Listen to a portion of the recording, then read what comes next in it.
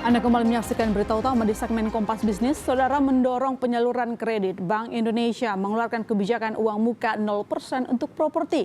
Kebijakan ini akan berlaku 1 Maret sampai 31 Desember 2021.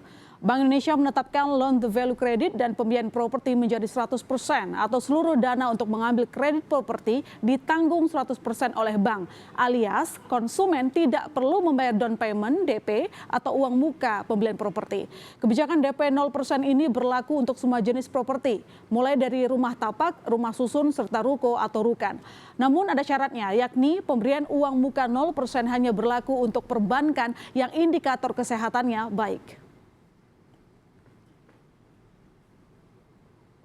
Longgarkan rasio loan to value atau financing to value LTV /FTV kredit dan pembiayaan properti menjadi 100% untuk semua jenis properti, rumah tapak, rumah susun, serta ruko dan rukan.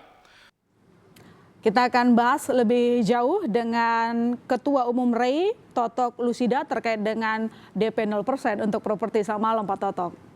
Selamat malam, Mbak. Oke, Pak Totok, ini kalau kita lihat DP 0% diberikan, tapi di lapangan kredit masih tinggi bunganya. Apakah masih optimis ini dapat mengembangkan pertumbuhan penjualan properti? Sebetulnya kondisi kredit ini bukan hanya masalah dari Bank Indonesia. Jadi ada dua kemarin yang keluar. Satu dari Gubernur Bank Indonesia. Kami dari REI menyampaikan terima kasih untuk DP 0%. Sebetulnya DP 0% ini pernah dicanangkan di tahun 2019.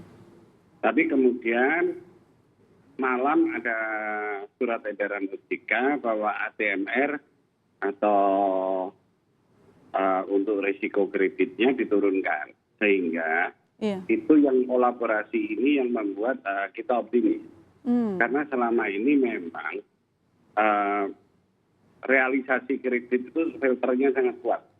Sehingga otomatis dari dari Agustus sampai Desember 2020 itu realisasi KPR dari penjualan properti itu hanya 60%. Biasanya di sekitar 90% dari penjualan properti. Kenapa? Karena banyak penolakan sehingga terjadi KPR in-house. Nah, ini kebijakan ini kami menyambut sangat baik dan ini optimisme kami untuk bisa meningkatkan penjualan properti. Apalagi dengan relaksasi yang diberikan untuk bank. Tapi masalah bunga bank, memang hari ini BI mengumumkan BI rate 3,5%. Iya. Tapi bunga kredit memang belum turun. Itu yang menjadi problem kita selama ini. Dan alasan dari perbankan selalu mengatakan bahwa mereka mendapatkan dananya itu dengan deposito atau dengan rate yang jangka waktunya bukan 1 hari atau 2 hari. Jadi karena lama mereka menurunkannya tidak bisa langsung. Itu yang jadi masalah mereka. Tapi apapun yang ada, antara 3,5 ke 12% itu hampir 4 kali lipat. Itu yang kami pertanyakan ke perbankan. Memang beberapa bank sekarang mulai menurunkan, tapi belum ke arah single digit. Kami harapkan bisa turun ke single digit beneran. Bukan sekarang KPR paket bunga 6%. Tapi setelah 2 tahun masuk ke floating rate. Ini kan kasihan end usernya tiba-tiba angsurannya naik drastis. Nah, itu yang kami bawa supaya perbankan juga mendukung dengan kondisi yang dilakukan oleh BI dan OJK. Oke, artinya untuk kebijakan LTV maupun yang dari OJK nggak akan cukup kalau perbankannya tidak menurunkan bunga kredit gitu ya Pak Toto? Ya, kira-kira gitu. Kira-kira gitu. Lantas Pak, dengan adanya duet kebijakan dari OJK ada, dari BI ada nih, LTV sama ini ya dari OJK barusan itu, apakah berapa banyak lah kira-kira peningkatan permintaan penjualan properti? Kita optimis di 1-2 bulan ini karena kalau itu stabil, itu akan kita targetkan antara 5-6%. Kan selama ini semua sektor usaha itu negatif ya. Cuman properti yang kita usahakan sehingga terjadi positif 1,46 di tahun 2020. Nah ini kami harapkan kita bisa ke arah plus 5% untuk tahun 2021 ini. Oke, tapi artinya dengan adanya ATMR tadi, harapan dari Ray, perbankan juga bisa lebih fleksibel ya memberikan bunga kredit? Iya, karena dengan ATMR ini kan harusnya perbankan lebih luas ya. Karena penilaian terhadap in total di NPL-nya jadi lebih ringan. Kalau LTV selama ini kan dulu juga pernah kan ya Pak, apakah kebijakan tersebut memang tidak begitu mendorong penjualan properti, apalagi di tengah pandemi seperti ini kan? Gini, kalau mereka ke 0%, satu perbankannya itu akan memikirkan faktor risiko. Karena tidak ada sama sekali duit mereka yang masuk di awal. Oke. Kedua, beban angsuran buat mereka juga berat. Kan harus sepertiga dari pendapatan yang diterima dalam 1 bulan, average 3 bulan. Nah, kalau sekarang dia harus beban dengan 0% itu, beban untuk masyarakat atau end user itu sangat berat. Apalagi dia di awal sudah menanggung segalanya, mulai perpajakan, biaya notaris, biaya balik nama, asuransi, provisi dari perbankan dan lain-lainnya itu. Selain tadi soal bunga kredit yang tinggi, apalagi kira-kira yang perlu diberikan mungkin ya insentif kepada pengembang, mungkin apakah soal pajak ke konsumen juga demikian?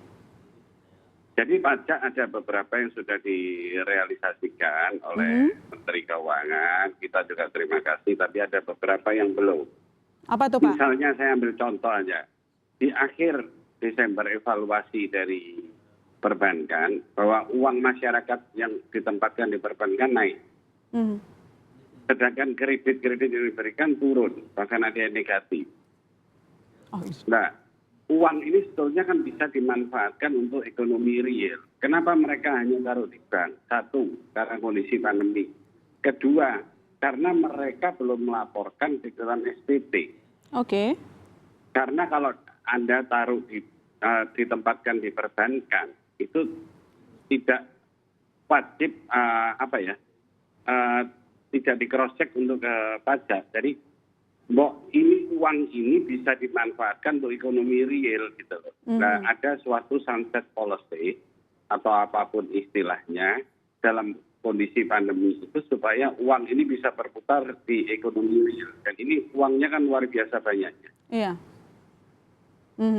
Artinya memang meminta untuk Dijen Pajak juga merealisasikan insentif pajak gitu ya, supaya penjualan properti bisa naik gitu. Iya. Sekarang bisa melaporkan, tapi kenanya pajaknya 30%. Jadi masyarakat belum rela lah, kasarannya kan gitu. Oke, nah selain dari insentif yang sudah diberikan mungkin dan yang dinanti dari pemerintah nih Pak, apa kira-kira strategi dari pengembang untuk meningkatkan penjualan di tengah pandemi? Mungkin diskon besar atau apa gitu? Kita developers memang tidak pernah menurunkan harga karena semua sektor properti itu masyarakat beranggapan bahwa itu adalah investasi yang menguntungkan. Oke. Jadi kita tidak mungkin menurunkan harga properti, yang bisa kita memberikan hanya relaksasi.